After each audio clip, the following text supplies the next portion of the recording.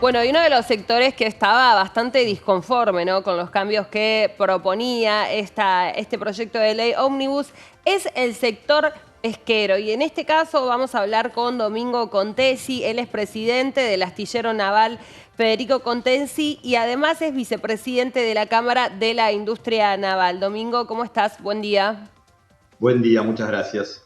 Gracias a vos por atendernos. Bueno, contanos cómo ves, ¿no?, el capítulo del proyecto de ley que comprende justamente al sector. A ver, la primera versión de la ley era realmente aberrante porque incluía la posibilidad de descargas desde puertos extranjeros, de operar con buques extranjeros y con tripulación extranjera, y introducía el concepto de las licitaciones internacionales. Esta segunda versión, que para nada satisface ni a las cámaras empresarias, ni a los trabajadores, ni a la comunidad científica, elimina esos artículos que preveían la posibilidad de descargar en puertos extranjeros y operar con tripulación extranjera, pero mantiene el concepto de licitación.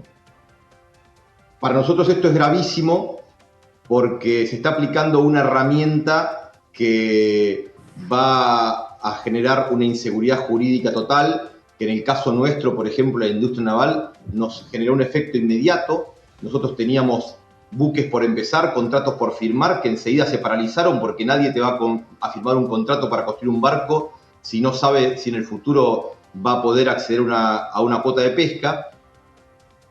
Y independientemente de la cuestión ideológica, se trata del concepto de la licitación, de algo que no se aplica en ningún caladero desarrollado del mundo.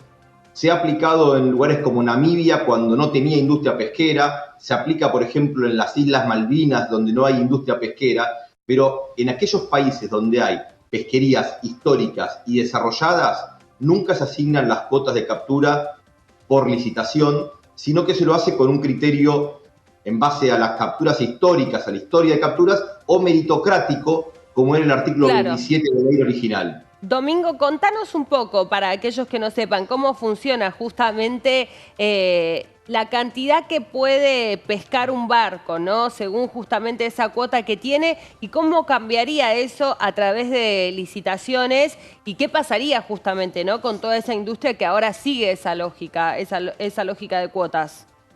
Sí, pido disculpas porque es un tema muy técnico y muy específico, y esto se demuestra en la falta de precisión que ha manejado el propio Poder Ejecutivo, tanto en la redacción como en la defensa después de la norma.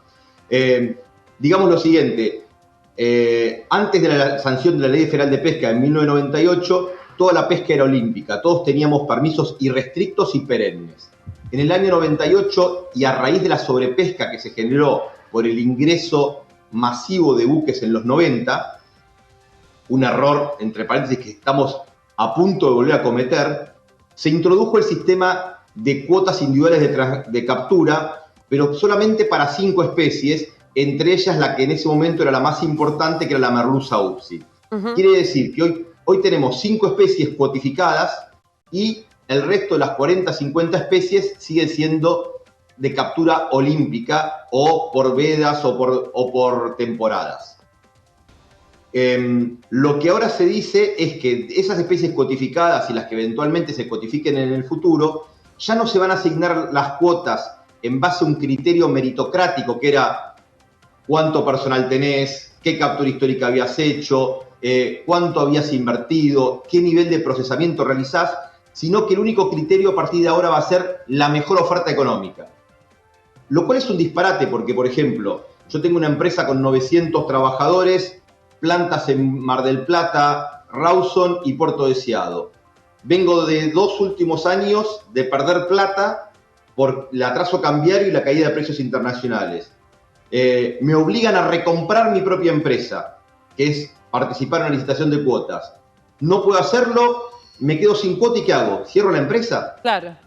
¿Indemnizo a los trabajadores? O sea, no se puede resetear una industria histórica y que tenía una regla de juego sobre la cual se invirtió de la noche a la mañana de esta forma. Más allá de eso, Domingo, me parece que lo que es bastante representativo es que este sistema no funciona de este modo en ningún país que tenga esa industria desarrollada, ¿no? Y que incluso se pensó Digo, cuando estos gobernadores no enviaron este comunicado respecto al capítulo que comprendía a la industria, se pensó que las modificaciones iban a ser más amplias.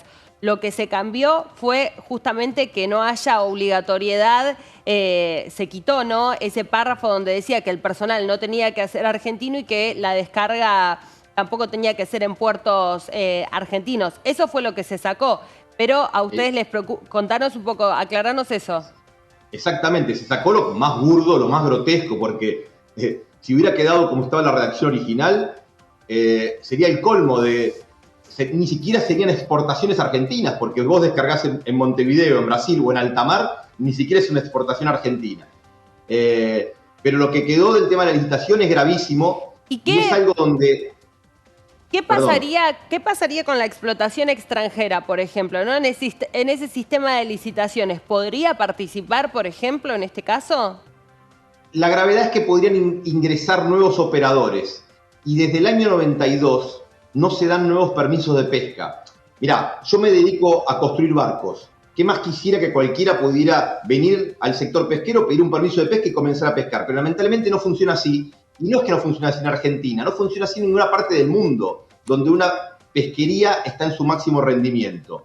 Entonces, desde el año 92, cuando yo quiero hacer un barco o un cliente mío quiere hacer un barco, tiene que sacar del caladero un barco existente y puede hacer un barco de la misma capacidad de pesca del que está haciendo. ¿Entendés?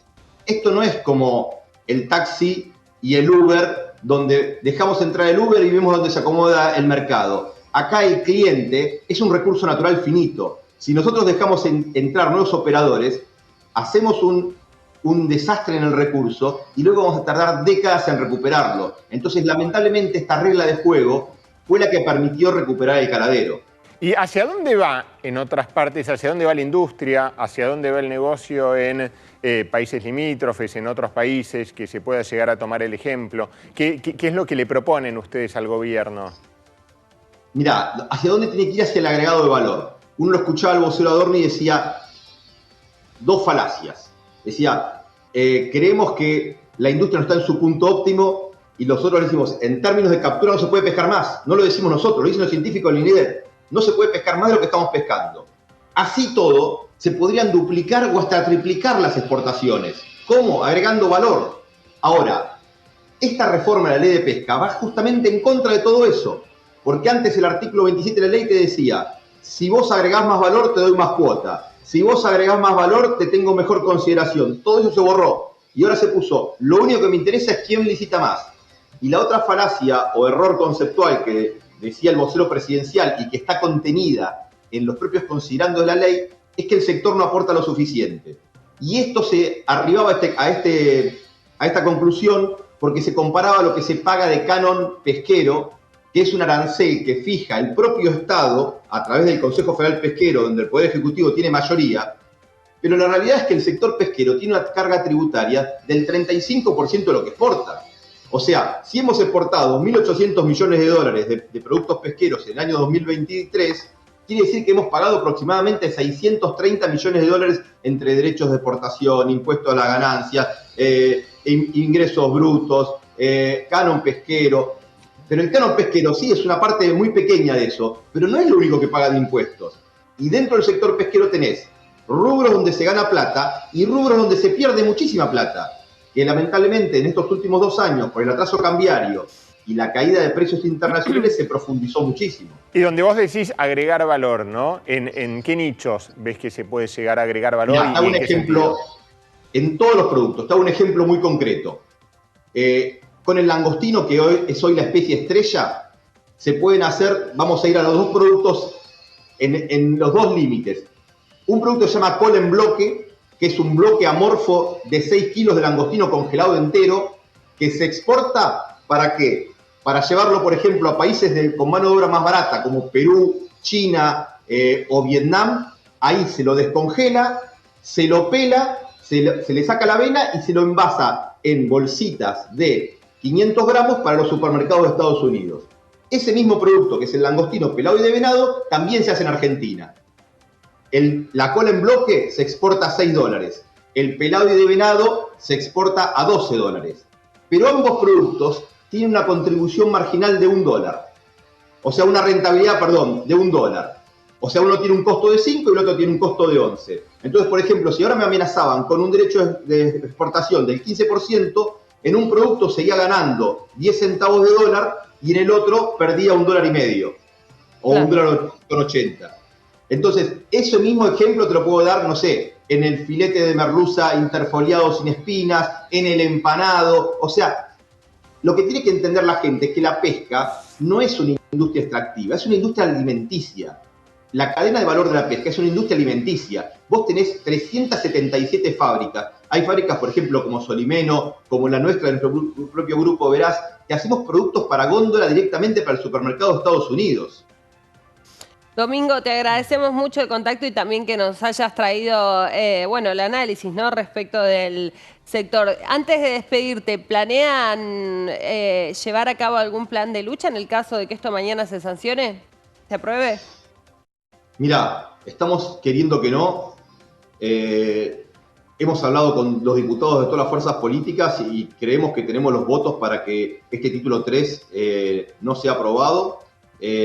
Los gobernadores y los intendentes de las ciudades costeras están 100% apoyándonos. Por primera vez existe una unanimidad entre sector empresario, sector gremial, sector científico. No hay un solo experto internacional, nacional, economista especializado en pesca que diga este modelo es virtuoso, lo que se propone es virtuoso. Entonces, sinceramente, esperamos que esto sea rechazado. Si no es rechazado, será otra historia. Ustedes se acuerdan el año 99 cuando asumió de la Rúa que se lo recibió con un barcazo por esta misma. Ojalá que no tengamos que llegar a esto. Los gremios están amenazando con esto. Nosotros desde el sector empresario estamos pidiendo tranquilidad y estamos pidiendo que no pase eso porque sería realmente muy trágico y porque la mayoría de las empresas pesqueras apoyamos este modelo. Somos empresarios exportadores de una industria súper competitiva, hemos desarrollado más de 100 mercados distintos, estamos a favor de la desregulación, estamos a favor de la competitividad. Lo que se ha cometido acá es un error conceptual atroz y esto es lo que queremos evitar. Domingo, ahora sí, muchas gracias. Gracias a ustedes. Bueno, atención porque parece que hoy hay una cumbre de gobernadores 16 de todo el país, aquellos más dialoguistas que piden justamente una reunión con carácter de urgente antes de la jornada de mañana, donde justamente se debata, se vea si finalmente este proyecto de ley ómnibus tendrá al menos media sanción en la Cámara de Diputados. Y sí, ya es la cuenta regresiva, ahí donde ya hoy, mañana ya se va a definir gran parte del futuro, ¿no?